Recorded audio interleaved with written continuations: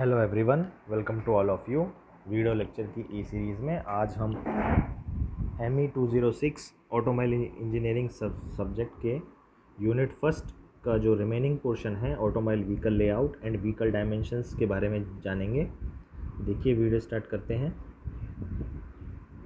देखिए सबसे पहले डिफरेंट ऑटोमोबाइल लेआउट जो आजकल काम में लिए जाते हैं ऑटोमोबाइल व्हीकल में, वो इस प्रकार से हैं। फर्स्ट है front engine rear wheel drive, यानी कि जो आपका ऑटोमोबाइल व्हीकल है उसमें जो इंजन है वो फ्रंट एक्सल पर माउंटेड होता है। फ्रंट एक्सल के पास में उसी लोड जो है उसका फ्रेम के थ्रू फ्रंट एक्सल पर आता है। और जो पावर ट्रांसमिट जो यूनिट है, जो पावर ट्रांसमिट की जाती है वो रियर व्हील ड्राइव यानी कि रियर एक्सल को की जाती है। सेकंड वन है rear engine rear wheel drive, यानी कि जो इंजन है वो आपका रियर एक्सल के पास में ही माउंट होता है और पावर ट्रांसमिशन भी रियर जो एक्सल है उसी को की जाती है। तीसरा है front engine front wheel drive या front engine front wheel drive. आजकल ज़्यादातर जो 90% पैसेंजर्स कार्स हैं जो उसमें इसी प्रकार का जो है अरेंजमेंट माउंट किया जाता है कि इंजन भी फ्रंट में होता है और जो फ्रंट एक्सल जो है फ्रंट व्हील्स को ही पावर ट्रांसमिट की जाती है।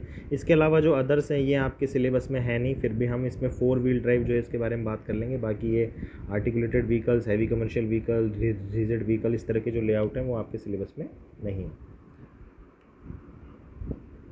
देखिए ये पहला है front engine rear wheel drive. इसमें देखिए जैसा कि आपको दिखाई दे रहा है ये इंजन का फ्रंट पोर्शन है and this is rear portion. तो इंजन का जो फ्रंट पोर्शन है इसमें देखिए यहाँ पर आपका ये इंजन माउंट होता है। ये फ्रंट एक्सल है, यहाँ पर इंजन माउंट होता है। इसके बाद ये क्लच असेंबली होती है, इसके बाद गियर बॉक्स है और उसके बाद यहाँ पर गियर बॉक्स से एक जो गियर शाफ्ट निकलती है उसके और प्रोपेलर शाफ्ट के, ये प्रोपेलर शाफ्ट है, इसके बीच में एक यूनिवर्सल जॉइंट लगाया जाता है। यूनिवर्सल जॉइंट जिसे हुक्स जॉइंट भी बोलते हैं। यूनिवर्सल जॉइंट का काम होता है एक एंगल पर पावर ट्रांसमिट करना। जैसे कि आपने देखा होगा कई बार जितनी भी गाड़ियाँ जिनमें front engine rear wheel drive है, जो जितनी भी रोडवेज़ हैं या ट्रक्स हैं, तो उसमें क्या है कि जो इंजन का लेवल है वो थोड़ा सा ऊपर होता है और जो रियर एक्सल है उसका जो लेवल है डाउन है। तो हमें एक एंगल पे पावर ट्रांसमिट करने की ज़रूरत होती है विद फुल एफिशिएंसी, यानी कि फुल जो पावर है वो ट्रांसमिट हो। तो यूनिवर्सल जॉइंट इसमें काफ़ी मददगार होता है। ये आपके एक प्लेन से दूसरे प्लेन है कि एक प्लेन का एंगल ऑफ जो एक्सल है वो इस तरह से है और एक प्लेन है जो आपका यहाँ पर इस डायग्राम को यहाँ देखिए कि ये आपका एक प्लेन है जहाँ पर ये इंजन का लेवल है और रियर एक्सल का लेवल ये है। तो हमें एक एंगल पे आना होता है। तो ये जो यूनिवर्सल जॉइंट है एक यहाँ लगाया जाता है प्रोपेलर शाफ्ट से पहले और एक यहाँ पर जो है डिफरेंशियल से पहले, एक जो प्रोपेलर शाफ्ट है उसके दोनों एंड पर यूनिवर्सल कपलिंग होती है। तो ये एक एंगल पर पावर ट्रांसमिट करता है इस प्रोपेलर शाफ्ट को और प्रोपेलर शाफ्ट से वापस इस प्लेन पर पावर ट्रांसमिट कर दी जाती है। ठीक है, उसके बाद ये डिफरेंशियल यूनिट होती है। डिफरेंशियल यूनिट का काम जो है वो एक नेक्स्ट जो सिलेबस के अकॉर्डिंग आपका अलग से चैप्टर्स में पूरा डिफरेंशियल के बारे में डिटेल में जानेंगे। अभी डिफरेंशियल का काम होता है दोनों व्हील्स पर पावर ट्रांसमिट करना, required amount of power transmit करना, कि जब दोनों को इक्वली पावर डिस्ट्रीब्यूट करना है तब इक्वल करता है, जब उसमें कुछ चेंजेस करने होते हैं पावर डिस्ट्रीब्यूशन में कर्व्स वगैरह पे तब वो उस तरह के जो चेंजेस वो है वो डिफरेंशियल यूनिट परफॉर्म करती है। तो ये आपका सिंपल सा अरेंजमेंट होता है। इंजन के साथ ये रेडिएटर लगा होता है, यहाँ पर कॉइल स्प्रिंग्स होती हैं, स्टब एक्सल्स हैं, ठीक है, लीफ स्प्रिंग वगैरह रियर एक्सल पे लगी होती है। तो ये आपका कुल मिला के front engine rear wheel drive का लेआउट है। अब इसके एडवांटेज और डिसएडवांटेज के बारे में बात करते हैं। जैसे जो इसकी एडवांटेज है कि balance based distribution in vehicle होता है कि जैसे इंजन जो है वो आगे है और डिफरेंशियल और जो पावर ट्रांसमिशन यूनिट है वो रियर साइड है, तो प्रॉपर जो है बैलेंस वेट वो डिस्ट्रीब्यूशन होता है, एक ही एक्सल पर पूरा जो लोड माउंटेड नहीं है। Simple front axle design, front axle के डिज़ाइन में ज़्यादा कुछ सावधानी बरतने की ज़रूरत नहीं होती है, बहुत सिंपल सा डिज़ाइन होता है with simple steering mechanism. Better engine cooling by taking full benefits of natural air stream, चूँकि जगह काफ़ी स्पेस अवेलेबल होता है तो नेचुरल जो कूलिंग है वो काफ़ी अच्छे से हो पाती है क्योंकि जितना ज़्यादा कंजस्टेड नहीं होता है। Accessibility to various engine components is easier, engine के जो अदर कंपोनेंट है चूँकि हाइट पे लगता है, जो इंजन है फ्रंट थोड़ा सा हाइट पे होने के कारण जो उसकी एक्सेसिबिलिटी आसानी से रिपेयर वगैरह में जो है काफ़ी सहूलियत मिल जाती है। डिसएडवांटेज क्या है इसके डिसएडवांटेज ये है कि इसमें एक प्रोपेलर शाफ्ट काफ़ी लेंथ वाइज रियर एक्सल तक जाती है। ठीक है। It requires a long propeller shaft to transmit power from gear box to differential, तो जिससे क्या है इसमें कॉस्ट इंक्रीज़ होती है और उसका मेंटेनेंस इंक्रीज़ होता है, तो ओवरऑल जो कॉस्ट है वो व्हीकल की इंक्रीज़ होती है।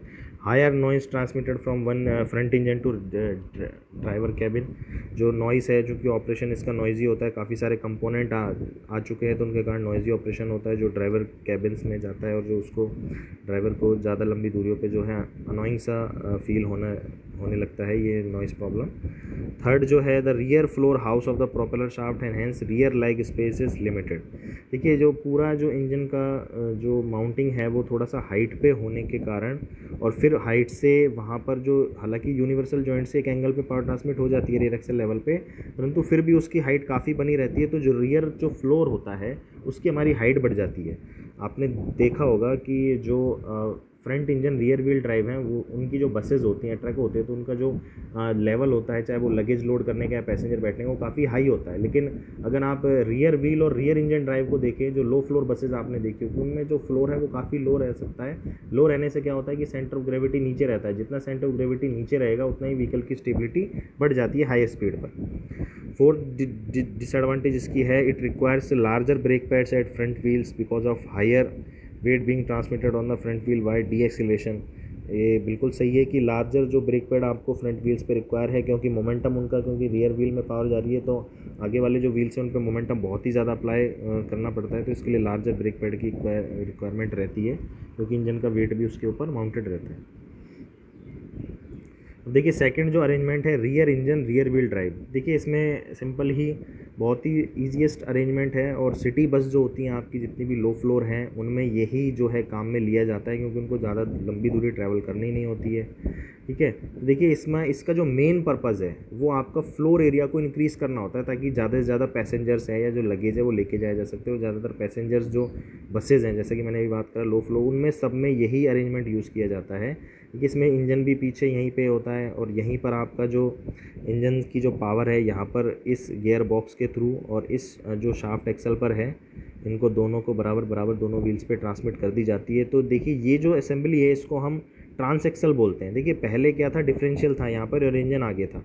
जहाँ ये इस तरह की असेंबली होती है कि जो ट्रांस एक्सल का काम क्या होता है, देखिए ट्रांस एक्सल्स में तीनों पार्ट होते हैं, मैं यहाँ पे लिख देता हूँ आपको, यहाँ पर ये ट्रांस एक्सल्स का यूज़ किया जाता है। अब ट्रांस एक्सल्स क्या होता है कि इस तरह की शेप होती है हाउसिंग की, ठीक है।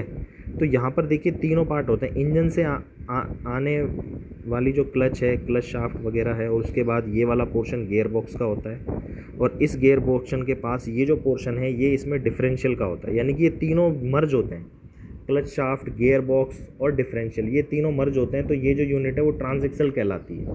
तो ये यहाँ पर ट्रांसएक्सल टाइप की जो यूनिट है उसका प्रयोग किया जाता है और यूनिवर्सल जॉइंट्स लगाए जाते हैं, चूँकि ये एंगल पे थोड़ा सा इसकी हाइट में रहती है और जो व्हील्स का जो सेंटर है जहाँ पर हमें पावर भेजनी है उसमें थोड़ा सा डिफरेंस होता है यहाँ पर भी, तो यहाँ पर भी यूनिवर्सल जॉइंट का प्रयोग किया जाता है। उसके अलावा एक कॉन्स्टेंट वेलोसिटी जॉइंट्स भी प्रोवाइड कराए जाते हैं यहाँ पे, ठीक है। तो ये आपका है rear engine rear wheel drive, इस तरह से आपके काम आती है। इसके एडवांटेज और डिसएडवांटेज के बारे में बात करते हैं। देखिए एडवांटेज बहुत सारे हैं इसके। The front axles consist of a very simple design and housing of steering mechanism only.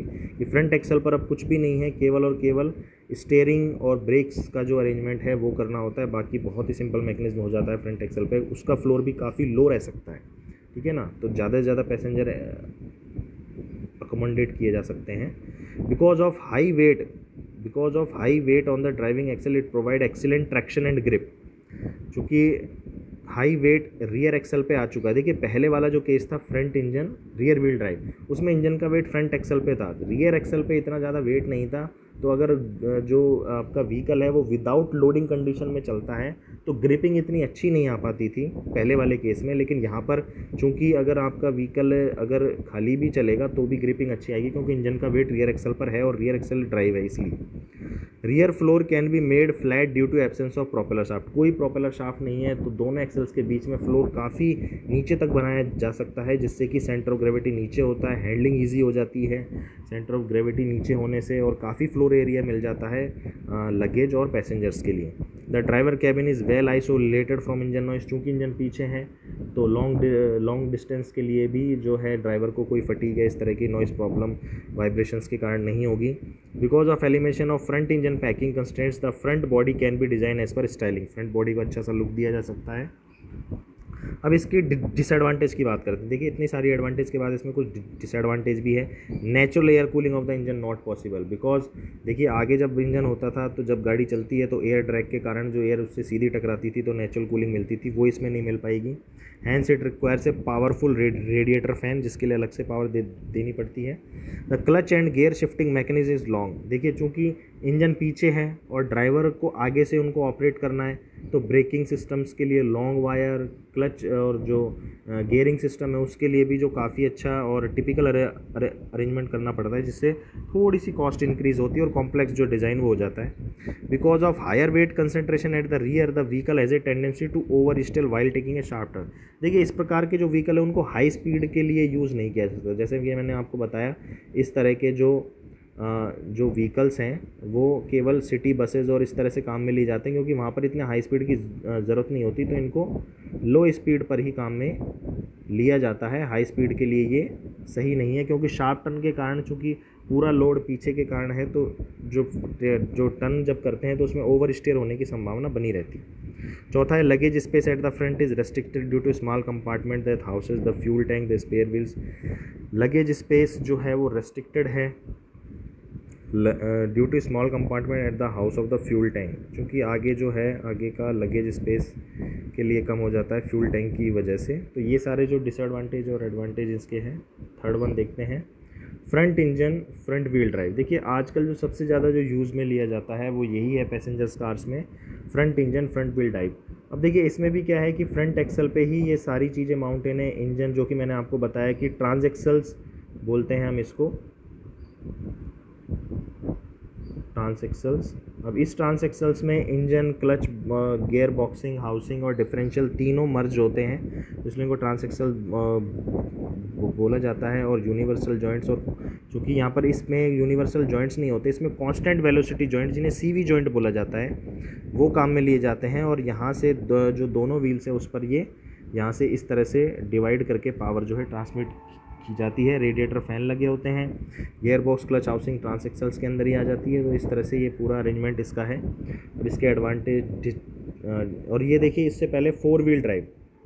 देखिए फोर व्हील ड्राइव हालांकि सिलेबस में नहीं बट बता देते हैं। फोर व्हील ड्राइव क्या होता है? फोर व्हील ड्राइव में ड्राइवर को ऑप्शन दिया जाता है कि इंजन की पावर को वो चारों व्हील्स में ट्रांसफ़र कर पाए। तो देखिए यहाँ इंजन इसका सेंटर में माउंटेड होता है, कहीं पर फ्रंट एक्सल के पास में ही होता है थोड़ा सा, ठीक है। अब यहाँ से जो देखिए गियर बॉक्स के थ्रू यहाँ पर एक ट्रांसफ़र बॉक्स है, ट्रांसएक्सल नहीं है, यहाँ पर ट्रांसफ़र बॉक्स है। इस ट्रांसफ़र से फोर व्हील ड्राइव के बारे में बात कर रहा हूँ। इस ट्रांसफ़र बॉक्स से जो रियर व्हील है इसमें तो बाय डिफ़ॉल्ट पावर जानी है, ये बाय डिफ़ॉल्ट अटैचमेंट होता है। अब इससे यहाँ पर अटैचमेंट दिया गया होता है डिफरेंशियल के थ्रू, यहाँ भी पावर ट्रांसमिट का, लेकिन ये ऑप्शनल होता है, ठीक है। इनको 4x4 भी जो गाड़ियाँ बोली जाती हैं आजकल, आपने सुना होगा कि 4x4 व्हीकल, तो ये 4x4 व्हीकल यही है, फोर व्हील ड्राइव। तो इसमें बाय डिफ़ॉल्ट इंजन की पावर पीछे वाले एक्सल्स में तो जाएगी यहाँ पे। यहाँ पर जाने के लिए ड्राइवर कैबिन में एक लीवर के थ्रू ऑप्शन दिया जाता है कि अगर आप चाहो तो इसको 4x4 बना सकते हो, इंजन की पावर इसमें भी जा सकती है। और आप वो लीवर को ऑपरेट नहीं करोगे तो बाय डिफ़ॉल्ट 2 में ही जाएगी, आगे वालों में नहीं जाएगी। इसमें अरेंजमेंट होता है, जैसे कि फॉर एग्जांपल जीप कंपास, जो आपने गाड़ियों का नाम सुना होगा, जो कॉस्टली गाड़ियाँ होती हैं उनमें 4x4 का जो ऑप्शन है वो दिया जाता है। जैसे जीप कंपास एक एग्जांपल है, उसमें होता है, ठीक है। फोर व्हील ड्राइव के अलावा एक AWD भी गाड़ियाँ होती है, all wheel drive. All wheel drive में ऑप्शन नहीं होता। ऑल व्हील ड्राइव जो होती है, जो स्पोर्ट्स कार जितनी भी होती हैं वो उनमें ज़्यादातर ऑल व्हील ड्राइव होता है कि इंजन की पावर जो है चारों पहियों में जाएगी, उसमें ऑप्शनल नहीं होता। 4x4 में भी ऑप्शनल होता है, मतलब बाय डिफ़ॉल्ट रियर जो व्हील ड्राइव होगी और आप चाहो तो फ्रंट में भी जा सकती है। तो ये अंतर है फोर व्हील ड्राइव और ऑल व्हील ड्राइव में। ऑल व्हील ड्राइव में बाय डिफ़ॉल्ट इंजन की पावर चारों व्हील्स में जाएगी, ठीक है, उसमें कोई ऑप्शन नहीं है। 4x4 में क्या होगा? ऑप्शनल होगा, आप चाहो तो चारों में कर सकते हो। बाय डिफ़ॉल्ट जो रियर व्हील ड्राइव है उसमें पावर ट्रांसमिट की जाती है। देखिए ऑटोमोबाइल व्हीकल डायमेंशन, यहाँ पर कुछ डायमेंशंस होती हैं ऑटोमोबाइल व्हीकल की जिनको समझना ज़रूरी है, तो एक एक करके देखते हैं इनको। देखिए व्हील बेस जो है बहुत ही इंपॉर्टेंट डायमेंशन होती है किसी भी व्हीकल की। ये होता क्या है कि जैसे मान लीजिए ये आपका किसी भी साइड कर सकते हैं, मान लीजिए ये फ्रंट हिस्सा है आपके व्हीकल का और ये रियर हिस्सा है, तो फ्रंट एक्सल का सेंटर और रियर एक्सल का सेंटर, इन दोनों के जो बीच की ये डिस्टेंस है ये आपकी व्हील बेस कहलाती है। ठीक है, ये व्हील बेस है, ये फ्रंट एक्सल और रियर एक्सल के बीच की जो दूरी है ये व्हील बेस कहलाती है। अब देखिए इसका सिग्निफिकेंस क्या है। इसका सिग्निफिकेंस गाड़ी की डिज़ाइनिंग में because of the effect of wheel base has on the wait distribution, की जो पूरे व्हीकल का लोड है वो किस तरीके से आना है, व्हीकल की डायमेंशंस क्या होगी, तो डिज़ाइन वेट जो होता है व्हीकल का वो अपने को पता होता है। उसके हिसाब से हम इसका जो सेंटर ऑफ ग्रेविटी है व्हील बेस के थ्रू वो हम कैलकुलेट कर सकते हैं और ओवर टर्निंग कपल कैलकुलेट कर सकते हैं कि जब कॉर्नर्स पर गाड़ी टर्न ले तो ओवर टर्निंग कपल इस वैल्यू से ज़्यादा नहीं होना चाहिए, अदरवाइज़ जो गाड़ी है वो ओवर स्टीयर हो सकती है। तो व्हील बेस जो बहुत ही इंपॉर्टेंट डायमेंशन है जो कि स्टीयरिंग के दौरान कर्व्स पर बैलेंस बनाने में, हाई स्पीड पर स्टीयरिंग के दौरान कर्व्स पर बैलेंस बनाने में सहायक होता है। In high performance vehicles longer wheel bases is more stable at higher speed, यानी कि जितनी भी हाई स्पीड पर गाड़ियाँ चलती है जब उनमें कर्व लिया जाता है तो उनका व्हील बेस ज़्यादा होना चाहिए। ज़्यादा व्हील बेस होने से उनके ओवर स्टीयर के लिए उतना ही ज़्यादा टॉर्क की आवश्यकता होगी, तो वो गाड़ी सेफली रन कर सकती है। अगर आप जैसे मान लीजिए मैं आपको एग्जांपल दूं, जो सेडान गाड़ियां होती हैं उनका व्हील बेस ज़्यादा होता है, जैसे कि होंडा सिटी, स्विफ्ट डिज़ायर्स, ठीक है, तो इनका व्हील बेस ज़्यादा होने से इनको हाई स्पीड पर, मतलब कर्व पर हाई स्पीड पर टर्न किया जा सकता है। लेकिन जो छोटी कार्स होती है जैसे हुंडई की i20 की बात करो आप, या फिर जो मारुति वैगन आर है, ठीक है, ऑल्टो है, इन गाड़ियों का व्हील बेस कम होता है तो इनको कर्व्स पर हाई स्पीड पर आप टर्न नहीं कर सकते, otherwise over turning couple, gyroscopic couple के कारण जो है इनकी ओवर स्टीयरिंग की कंडीशन आ सकती है, ये गाड़ियाँ पलट सकती हैं। तो जितना ज़्यादा व्हील बेस होगा उतना ज़्यादा स्टीयरिंग जो है, गाड़ी जो है व्हील बेस ज़्यादा होने से बैलेंस जो है बना रह सकता है हाई स्पीड पर। A short wheel base vehicle is usually able to corner faster but may be less aerodynamic. ठीक है, अब देखिए छोटा व्हील बेस होने से कि उसका जैसे मैंने बताया भी कि आपको जो उसमें ओवर स्टीयर की दिक्कत आ सकती है, ओवर टर्निंग कपल जो कॉर्नर्स पर जो है गाड़ी पलट सकती है, लेकिन उनका जो एरोडायनेमिक है वो भी बहुत ही कम होता है। ठीक है, व्हील बेस कम होने से, अगर व्हील बेस ज़्यादा है तो उनका एरोडायनेमिक फोर्स, अब एरोडायनेमिक फोर्स क्या आता है, ज़्यादा डिटेल में नहीं जाते। एरोडायनेमिक आप ये समझिए कि जब भी कोई चीज़ हाई स्पीड पर रन करती है तो एयर जो है उस पर एक फोर्स लगाती है जिसे ड्रैग फोर्स कहते हैं, जो कि उसकी स्पीड के अगेंस्ट में काम करता है। ठीक है, तो वो फोर्स, उसकी शेप, व्हीकल की शेप आप इस तरह से रखते हो कि ताकि वो फोर्स कम से कम लगे। अब देखिए अगर गाड़ी का आगे का फ्लैट सरफेस ज़्यादा होगा तो सीधी एयर उस पर टकराएगी। ठीक है, आप इसको यहाँ से इस डायग्राम से समझिए। मान लीजिए जैसे आप ये ट्रक है, ट्रकेज में एरोडायनेमिक फोर्सेस जो है वो काफ़ी कम होता है क्योंकि उनमें जो सरफेस है वो चपटी होती है। लेकिन जो पैसेंजर्स कार्स की आप बात करें जो नॉर्मल आप यूज़ करते हो, तो देखिए उनकी शेप कुछ इस तरह से रखी जाती है। ठीक है, मोटे मोटे तौर पे अपन बात कर रहे हैं, उनकी शेप कुछ इस तरह से रखी जाती है ताकि एयर केवल इतना सा हिस्सा फ्रंट में होता है, बाकी ये एयर जो है ये यहाँ पे स्लाइड करके यहाँ चली जाए।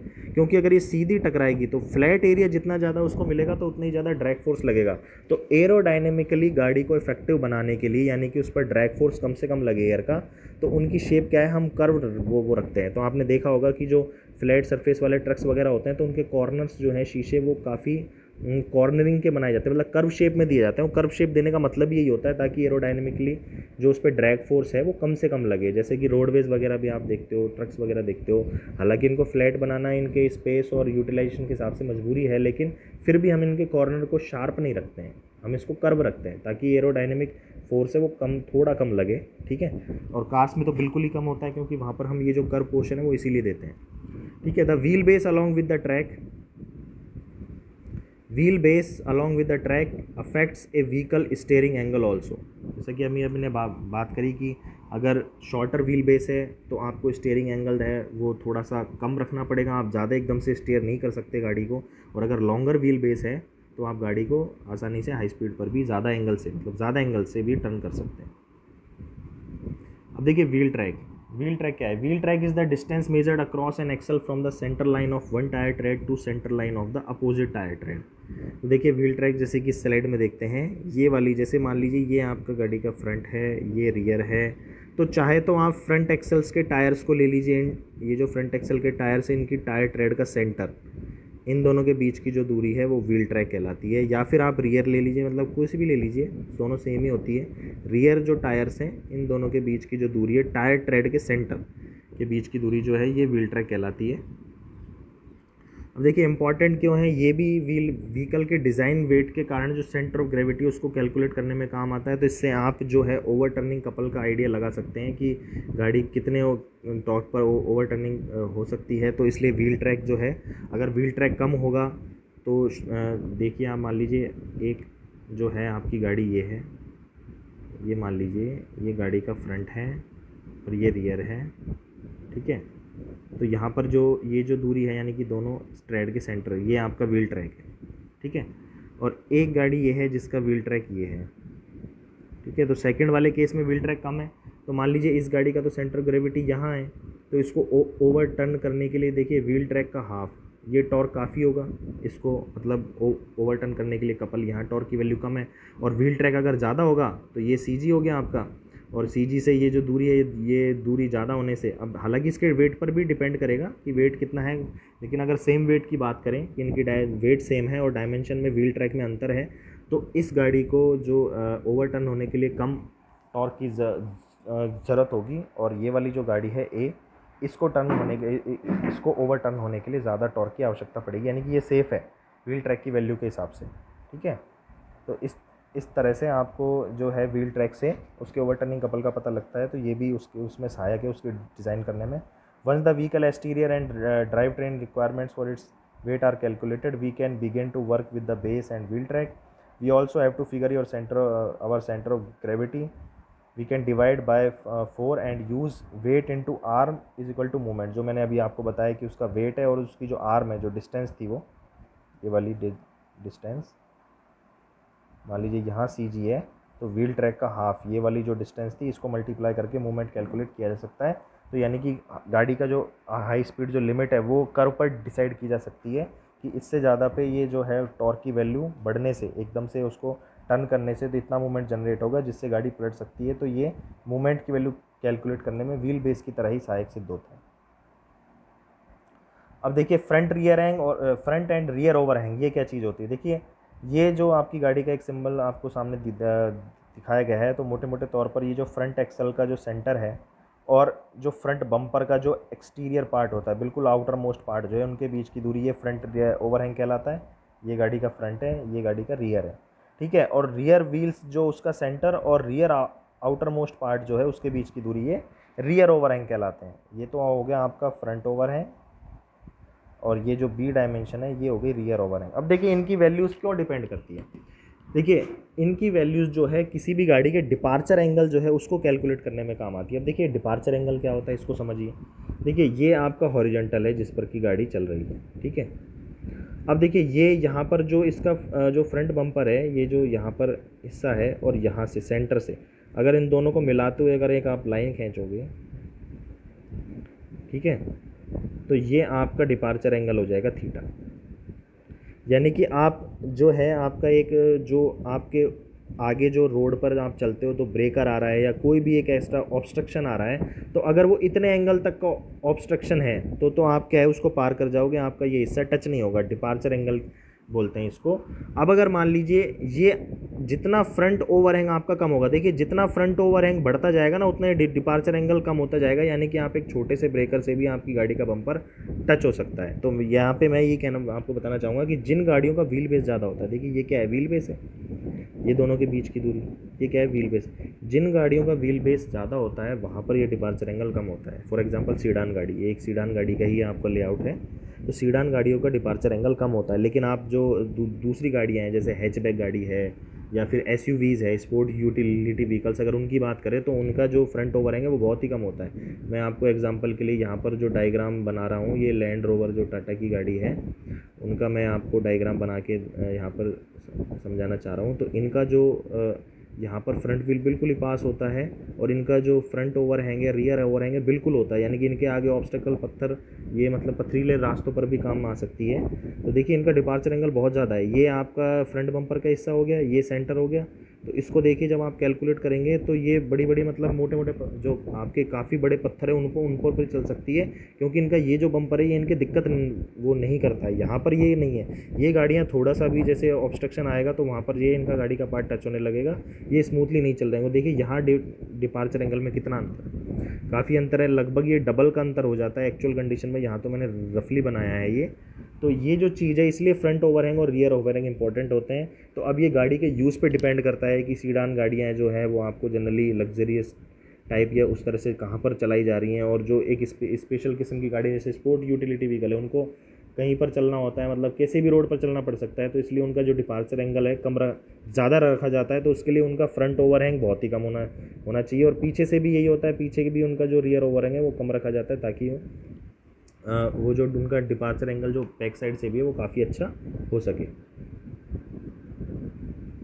देखिए overhang are the length of road vehicle which extend beyond the wheel base at the front and rear, they are normally described as front overhang and rear overhang. Practically style and performance are affected by the size and weight of overhangs. जो मैंने departure angle की बात करी उसके अलावा थोड़ा सा इनका लुक्स में भी अंतर पड़ता है, कि जैसे मान लीजिए अगर आपको गाड़ी को लुक देना है तो उसका थोड़ा फ्रंट ओवरहैंग आपको रखना पड़ता है, जैसे कि हैचबैक गाड़ियाँ हैं या सीडान गाड़ियाँ हैं, ठीक है, स्मॉल गाड़ियाँ हैं, तो वो लोग खरीदते हैं तो उनकी स्टाइल्स लुक्स के हिसाब से खरीदते हैं। लेकिन स्पोर्ट यूटिलिटी व्हीकल उनकी रिक्वायरमेंट कुछ अलग होती है, उनको जो कस्टमर है कुछ और तरीके से खरीदता है, वहाँ पर उनका जो लुक्स है वो इतना मैटर नहीं करता है, वहाँ पर उनको डिपार्चर एंगल ज़्यादा रखना है ताकि वो किसी भी तरह के रोड सरफेस पर चल सके, ठीक है। तो इसलिए वहाँ पर जो है फ्रंट ओवरहैंग आपको इतना नहीं मिलेगा। लेकिन जो छोटी गाड़ियाँ हैं जिन जहाँ पर थोड़ा सा उनको लुक भी देना होता है एस्थेटिकली, तो वहाँ पर उनको फिर थोड़ा सा रखना पड़ता है, वहाँ हालांकि भले चाहे डिपार्चर एंगल उसका कम हो जाए। अब देखिए एक है मिनिमम ग्राउंड क्लियरेंस। ये क्या चीज़ है, जैसा कि देखने से आपको सिंपल पता पड़ रहा है, कोई भी जो व्हीकल बॉडी है तो उसका जो लोएस्ट पार्ट होता है बॉडी का, फ्रेम का, या जो लोएस्ट पार्ट है वो ग्राउंड से कितना ऊपर है, ये ग्राउंड क्लियरेंस कहलाता है, ठीक है। अब ग्राउंड क्लियरेंस की बात ऐसी है, तो देखिए यहाँ पर ग्राउंड क्लियरेंस शो किया गया है। देखिए जो ग्राउंड क्लियरेंस है इधर, यहाँ पर देखिए इधर कि जो ग्राउंड क्लियरेंस है इस साइड जो सेडान गाड़ी है उनका सबसे कम होता है, फिर हैचबैक का है, फिर एसयूवी का और सबसे ज़्यादा होता है। मैंने आपको बता दिया कि तीनों में ये जो अंतर है, तीनों में ये जो अंतर आप देख रहे हो ये इनके यूज़ के आधार पे, स्पोर्ट्स यूटिलिटी व्हीकल इनका यूज़ कुछ और होता है, हैचबैक का यूज़ अलग है, सीडान गाड़ियों का अलग है, तो वहाँ पर ये ग्राउंड क्लियरेंस आपको कम मिलता है। इनकी यूटिलिटी कुछ अलग है तो वहाँ पर इनको ज़्यादा रख सकते हैं, ये मीडियम रेंज का होता है, ठीक है। It is defined as the minimum distance between the lower end of the vehicle body और chassis on end the road. In other words it indicates the height of the lower most part of the vehicle with respect to ground. अब देखिए turning radius, turning radius क्या कहलाती है, syllabus में आपके minimum turning radius लिखा हुआ है, एक ही बात है, चाहे टर्निंग रेडियस बोल दो चाहे मिनिमम टर्निंग रेडियस बोल दो। ये वो रेडियस होती है किसी कर्वेचर पाथ के अलोंग जिस पर की जो व्हीकल है वो आपका बिना फिसले हुए 90 डिग्री एंगल पर टर्न कर सकता है या 180 डिग्री एंगल पर। वो 90 डिग्री का टर्न बोल दीजिए, कुछ किताबों में आपको 90 डिग्री टर्न देखने को मिलेगा, कुछ में 180, बात एक ही है। आप चाहे देखिए यहाँ से आप 90 वो डिग्री का एंगल पर टर्न करें तब भी ये रेडियस आर है, और अगर आप इसको यू टर्न ले लेते हैं, कुछ किताबों में यू टर्न देखने को मिलेगा कि उतनी जिस रेडियस का हाफ सर्कल, जिससे इसको टर्निंग सर्कल भी बोला जाता है, इसलिए कि 180 डिग्री से जो गाड़ी है वो 180 डिग्री से यू टर्न ले ले, तो जिस रेडियस के सर्कल के हाफ सर्कल के अलोंग ये टर्न लेगी वो रेडियस टर्निंग रेडियस कहलाएगी, या फिर वो जो हाफ सर्कल है वो टर्निंग सर्कल कहलाएगा। तो वही बात है, यहाँ पर रेडियस और ये रेडियस सेम ही है, तो चाहे इसको यू टर्न बोल दीजिए चाहे 90 डिग्री का टर्न बोल दीजिए, कोई दिक्कत नहीं है। अब देखिए ये कैसे इफेक्ट है, मतलब किस तरह से ये इंपॉर्टेंट है। इंपॉर्टेंट ये इस तरह से है कि जब भी मैन्युफैक्चरिंग की जाती है या कस्टमर के पॉइंट ऑफ व्यू से भी कि गाड़ी को पार्क तो करना पड़ता है, तो पार्किंग स्पेस डिज़ाइन करने के लिए ये वह डाटाज आपको चाहिए होते हैं। देखिए आपके सामने दिखाया गया है कि आपके सामने अगर मान लो इस तरह से पार्किंग बना दी जाए तो आपको किस तरह से पार्किंग बनानी है ताकि आपकी गाड़ी कर्व हो करके इन पार्किंग में जा सके। तो आपको मान लीजिए अगर ये जो वॉल है इसको आप यहाँ ना लगा करके यहाँ लगा दो और आप सोचो कि भाई गाड़ी ये मेरी टर्न हो जाएगी आराम से, तो नहीं होगी, क्योंकि ये जो मिनिमम टर्निंग रेडियस है वो इस वॉल के हिसाब से। तो टर्निंग रेडियस यहाँ पर काम आती है आपके पार्किंग लॉट को डिज़ाइन करने के लिए, चाहे वो मॉल्स एरिया हो, चाहे आपकी सोसाइटी हो, चाहे आपका खुद का या जो घर वगैरह में, तो पार्किंग सिंपली एक गाड़ी के हिसाब से हो जाती है। लेकिन आप जो बड़ी जो बिल्डिंग्स होती हैं जैसे मॉल्स वगैरह है, तो वहाँ पर जब पार्किंग देते हैं तो इन चीज़ों का ध्यान रखते हैं। जैसे कि मैंने आपको 90 डिग्री लेआउट ये दिखाए गए हैं कुछ, ये 60 डिग्री लेआउट के पार्किंग है, तो इनके लगभग ऑलमोस्ट स्टैंडर्ड साइज़ के हिसाब से पार्किंग दी गई है। जैसे कि स्टैंडर्ड साइज़ मैंने यहाँ लिया है कि गाड़ी कहाँ आपको दिखाई गई है, 4.5 मीटर लंबी गाड़ी है, क्लियरेंस के साथ ये 5 मीटर और इधर क्लियरेंस के साथ 2.3 मीटर। तो ये एक 6 मीटर के रेडियस के कर्व में ये आसानी से जो है टर्न ले सकती है 6 मीटर के रेडियस में। तो ये जो है ये सारी पार्किंग लॉट कैलकुलेट करने के काम आती है। ठीक है, तो इस वीडियो लेक्चर में इतना ही। ऑटोमोबाइल की जो फर्स्ट यूनिट है वो फिनिश हो चुकी है। अगर आपकी कोई क्वेरीज हो तो आप ऑनलाइन ई क्लास के दौरान पूछ सकते हैं या इस वीडियो के कमेंट बॉक्स में भी आप पूछ सकते हैं। Thank you.